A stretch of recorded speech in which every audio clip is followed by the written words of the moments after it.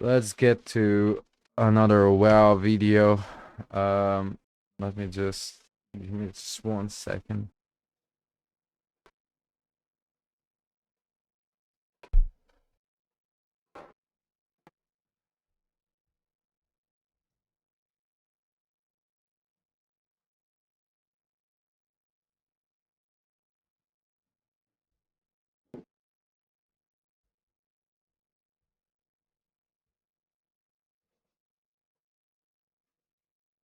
One can criticize the forum crazies who come up with plot theories for a long time.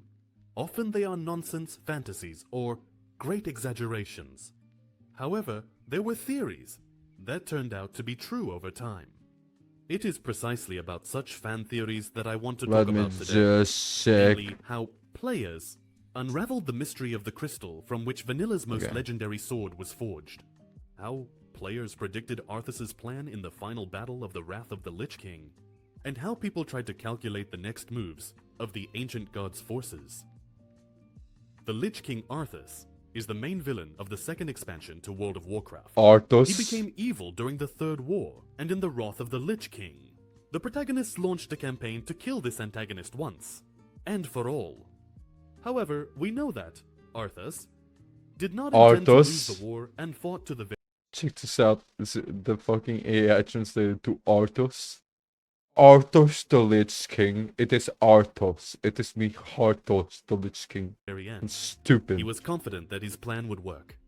But what was his plan? At the beginning of the expansion, players had a theory that Arthas was not planning to quickly defeat the protagonists. He was deliberately waiting, presenting new challenges, and tempering the heroes of Azeroth in new battles with his own forces of evil. This theory emerged partly due to several in-game quests. In the Howling Fjord, Alliance players venture into the otherworldly realm of spirits, where they need to find several Vrikul. But that's not the most interesting part. This quest has a secret continuation. If the player strays too far from the quest area where the Vrikul are located, it might trigger a scripted scene. In this scene, the Lich King will indeed appear and mock the player. He will say that death pierces the player's soul, and he is always near, but he does not intend to kill the protagonists.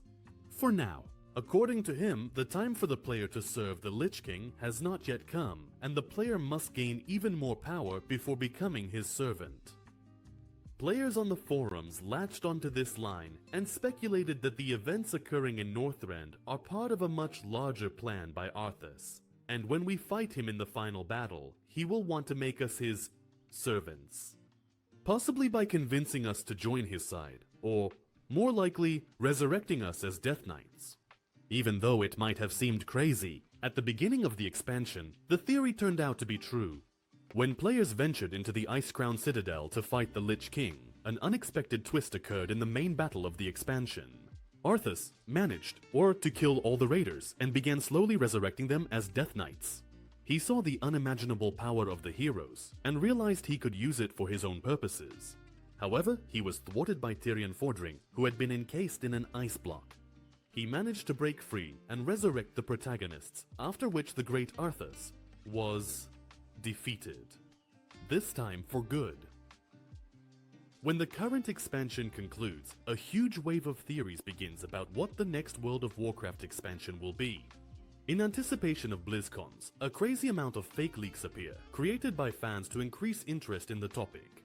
However, once players managed to relatively accurately guess the new expansion. This happened at the end of the battle for Azeroth. By that time, there were already hints about some kind of world of the dead. This became especially relevant after the death of the Horde's leader, Vol'jin. We could find mentions that, quote, there are those who are on the other side. This often came from one of the most charismatic characters, Bwonsamdi, the Lower of Death. Also, quite often we encountered mentions of a world called the Veil. This space was a misty version of our world, where the souls of the deceased would end up. So players had many speculations that one day we would venture into this world more thoroughly. The leak that occurred shortly before BlizzCon turned out to be not far from the truth. Leaked, the expansion was called Shadowlands, and the game supposedly planned 4 main locations situated around the entrance to this world. It was also mentioned that we would reunite with old heroes of the Horde and Alliance like Cairn, Saurfang, Varian, Vol'jin, and a few other old villains. This leak included a map of the new expansion, as well as a well-crafted screenshot from a fake cinematic, where we see deceased souls arriving at the port of Stormwind. And naturally, the events of the leaked expansion were supposed to take place in the world of the dead. This broadly and extensively described in great detail what we saw at the release of the actual expansion. We indeed met with old deceased heroes and villains. We truly ventured into the afterlife. The center of the Shadowlands was a transit hub in the form of a local capital, Oribos, and around it were the 4 main zones of the expansion. However, the main similarities ended there.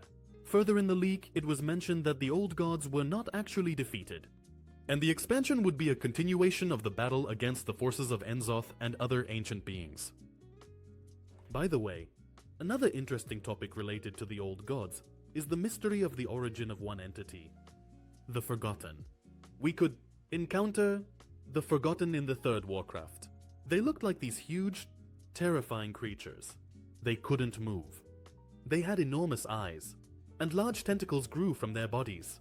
They had a huge maw. In the Warcraft RPG, it is mentioned that in a remote area somewhere underground, the Forgotten are bubbling, intending to break free. Although they are massive and powerful, they cannot match the strength of the old gods, who, by the way, resemble them in appearance. In vanilla, Sithun, the old god, resembled these Forgotten, but it's somewhat different. We could only see in full form something that resembled the Forgotten from Warcraft 3 during the Cataclysm.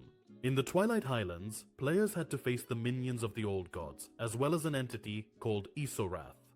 It burst out of the ground, with a huge maw in the middle, and tall, eerie tentacles around it. This entity was alive and could even whisper to the protagonists. Ominous phrases. Isorath could induce visions or even nightmares in the heroes. In one of the quest chains, Isorath literally tried to convince us that defeating it was impossible. However, the protagonists managed to defeat this creature and deal with the Twilight's Hammer cultists. Perhaps, if the mentions from the Warcraft RPG turn out to be true, there are many more such terrifying, gigantic creatures deep within Azeroth. They just haven't revealed themselves yet. Illidan is one of the most prominent characters in the 3rd Warcraft. We encountered him as a prisoner who had been confined for centuries. After his release from prison, he helped the High Elves find a new home, befriended the Naga, and even temporarily assisted the forces of the Burning Legion. By the end of the game, he prioritized his own goals above all else and became one of the main threats to Port Arthas. In the Burning Crusade, we encountered him again, but not all players were pleased with this. The new image of Illidan was negative. He was portrayed as a strange, insane madman. He was a tyrant who became a villain because that's what the developers wanted, and fans were outraged by such a character change, as he was still one of the players' favorite characters. This sparked flame wars on forums, as well as uncomfortable questions during Q&A sessions with the developers. When we defeated Illidan in the Black Temple, players discontentedly said, "Is that all we get?" Fortunately, the developers realized they had made a mistake when they were asked if they were considering creating a redemption arc for Arthas. Chris Metzen, the person responsible for the storyline of many Blizzard universes, replied, "Yes, that would be cool. We haven't talked about it yet, but I'm a fan of good stories and redemption arcs." There were many speculations that Illidan didn't actually die, and that he would return one day. People said that the developers would twist the plot in such a way that it would turn out Illidan actually faked his death. Others speculated that his demon soul went to the Twisting Nether and would be found by the heroes of Azeroth. Can you believe, like, all these people talking on forums and it was relevant? And over, like, just spamming comments on fucking TikToks that no one fucking reads. Like, there were, like, communities, like, down and that lived and thrived. Like, internet is such a strange place. Azeroth. The developers also fueled the fire and added intrigue. Once a fan at a Q&A panel at BlizzCon asked what happened to the bodies of Illidan and Arthas after their deaths. The developers, in the context of Illidan, said that it is quite likely they will bring him back, and what happened to his body will play a significant role in this. And that's exactly what happened. Only after 5 expansions did Illidan first appear in World of Warcraft. In Legion, the developers decided to slightly alter the ending of the battle at the Black Temple. Illidan did not die as it was shown to us. In reality, his body was taken to a crypt where his soul was meant to endure for eternity, to suffer, torment in captivity. But Gul'dan from the alternate Draenor managed to cross into our world and abduct the body of this antagonist to use it against his enemies. Gul'dan separated Illidan's soul from his body. The soul went into the whirl of emptiness. In the raid, the Citadel of the Night, the protagonists managed to fight an alternate Gul'dan, thwart his plans, and also return the vessel with Illidan's soul back to his body. Essentially, Illidan was resurrected and rejoined the ranks. Illidan knew how to defeat the Burning Legion and quickly became one of the main characters of the expansion. This time, he acted together with the players. On the Draenei ship, players embarked on a campaign to Argus. There, the Naaru attempted to forcibly convert Illidan to the light, but seeing this as a ploy to enslave him, he refused to accept such a fate. But Illidan helped the heroes defeat the forces of the Burning Legion. After the victory, he decided not to return to Azeroth. He said that a hunter without a hunt is indeed insignificant. After that, Illidan ultimately decided to become the jailer of his very own arch-enemy Sargeras. Before saying goodbye, he left a message for his Malfurion and Tyrande. Most likely, the developers left Illidan as another card to be played in future expansions. Just like after the Burning Crusade, there are even more speculations that one day Illidan will return and once again become an important plot character. On the forums, you can find many theories about how his return might happen and whether this idea is good overall. For now, we can only get distant hints that this return might happen in one of the expansions. The Warcraft Saga's The Last Titan, where we are set to face the return of the Titans to Azeroth and uncover some ancient conspiracy. And this is closely intertwined with the ending of Illidan's storyline, who remained with the Pantheon of the Jailers. The Ashbringer is the most famous weapon of the original Warcraft. I have already talked several times on the channel about how players tried to find the legendary version of this item and what secrets the developers left behind. But today, I would like to talk about something else, about how this legendary sword might have come to be. Briefly, according to the story, Alexandros Mograine discovered a mysterious crystal on the body of a dead orc during the Second War. This crystal seemed powerful and threatening to him. It was dark. Mograine kept this shard a secret for many years until the Scourge invaded the land of humans. It was then that he decided to reveal the information to his comrades, Crystal. They attempted to destroy it, but instead they changed its state from dark to the purest embodiment of light. And this could be quite an effective weapon against the undead. It was decided to make a sword out of this purified crystal. The forged weapon turned out to be very effective. With the sword, Mograine killed thousands of Scourge minions.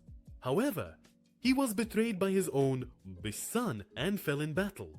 Mograine was resurrected as a Death Knight and his weapon was desecrated. Only in this form could we obtain it before the Legion's release. Okay, the main question was the following. What was this crystal? Where did it come from? With some random orc? After all, it was clearly not a random stone from Draenor. For many years, there has been a popular theory that this crystal is part of the Naaru, a race of mysterious energy beings. This could explain where the sword's great power comes from, and how this power could affect members of the Scourge. There are 3 Naaru who are claimed to be the progenitors of the Ashbringer. All of them, in one way or another, ended up on Draenor at some point. They are Kor, and Kara. The likely candidate is Kor. He was the one who first made contact with the Draenei, communicating with them through a special crystal. When Kore and 2 other Naaru were on the Eredar ship, one of the Naaru was injured and turned into a creature of the Void. It engaged in battle with the other Naaru. Kore was thrown from the ship, landed on the ground, and, among the orcs, became known as the Dark Star. The orcs began to gravitate towards the place where the ship had crashed and where Kor was located. Some orcs even started to study dark magic and explore the powers of the Void. Over time, the holy power of Kore began to fade, and in place of the light's power came an all-consuming void that devoured souls. Although Kor is a likely candidate For the role of that piece of crystal found by Migraine, the developers have not given us a definitive answer about the true origin of the sword. Were there hints? That's interesting that the crystal of the Ashbringer was actually coming from not like an organ, not an organ, but like a limb, a part of the limb of Naru. Like this is dark, but Narus are something else there in the Warcraft universe. There are deities to not fucking laugh about, you know? So this is Yes, interesting. there were, and there were enough of them, but there are no specific indications. This topic was also actively discussed on forums. The fact that the incinerator was a weapon, second in popularity only to the Frostmourne, only fueled the fire of forum speculations. In 2013, Mickey Nielsen, who was involved in writing a book of stories for World of Warcraft, said he planned to reveal this ancient secret. He said that the crystal was indeed forged from Doc Naru. However, there were no further publications explaining how the crystal ended up in the hands of that orc. And a couple of years later, Mickey Nielsen left Blizzard. Alas. So this secret remains unrevealed for now. Well, that's basically it. This was really great. Thank you, Nico Raw, for this video.